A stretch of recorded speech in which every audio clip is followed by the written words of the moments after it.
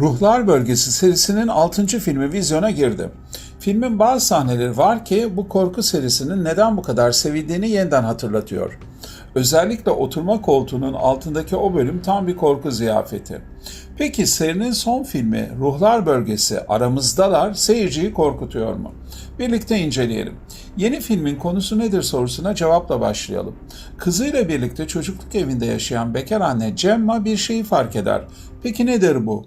Öte boyutuna seyahat edebiliyor oluşu. Öte, zamansız ve tekinsiz bir araftır. Ve Gemma diğer medyumlardan farklı ve tehlikelidir. Çünkü o, öte boyutundaki varlıkları dünyaya geri getirebilmektedir. İşte bu nedenle iblisler, Gemma'nın bu sıra dışı gücünü kullanabilmek için onu ve kızını taciz etmeye başlarlar. Yani Gemma, iblisler için bir geçittir. Hikayesi böyle başlayan serinin bu son filmi için aklınıza şu sorular gelebilir. Bu filmi kimler seyretmeli? Seriyle ilk kez tanışacak bir kişi bu filmle başlayabilir mi? Korku açısından önceki filmlerin neresinde? Ruhlar Bölgesi'nin geçmişinden de bahsederek cevaplayayım. Bizler Gemma'nın astral seyahatle ulaşabildiği öte boyutu ile tanışmıştık. 2010 yılında gösterime giren serinin ilk filmi kötü ruhlarla mücadele eden bir aileyi anlatıyordu. Hikayede ailenin komada olan en küçük çocukları öte boyutuna hapsedilmek üzereydi.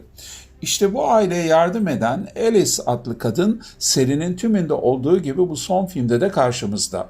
Kendisi ölmüş olduğu için artık ötededir. Seriyi takip edenler bilir. Alice paranormal algıları son derece güçlü, duru görü sahibi çok özel bir medyumdur. 4. filmde Ruhlar Bölgesi'nin çıkış noktası anlatılmış ve Alice'in çocukluğundan itibaren başlayan hikayesine odaklanılmıştı. Yeni başlayanlar için genel özellikler hakkında biraz daha bilgi verelim. Böylece seriye bu filmle başlayabilsinler.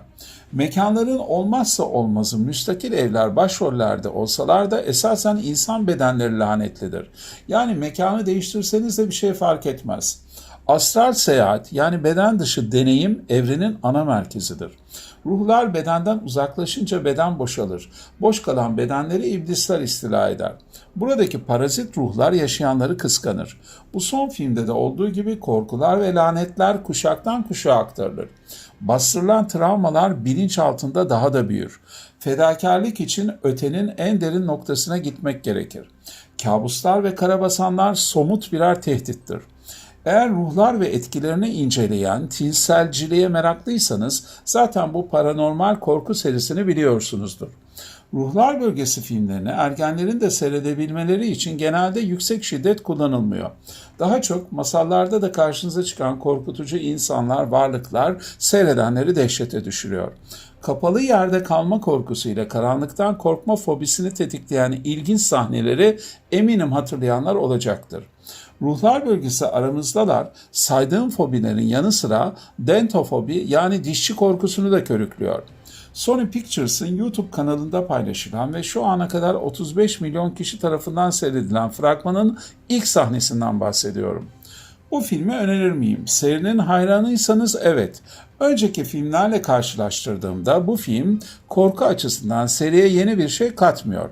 Ancak bazı bölümleri gerçekten şaşırtıcı.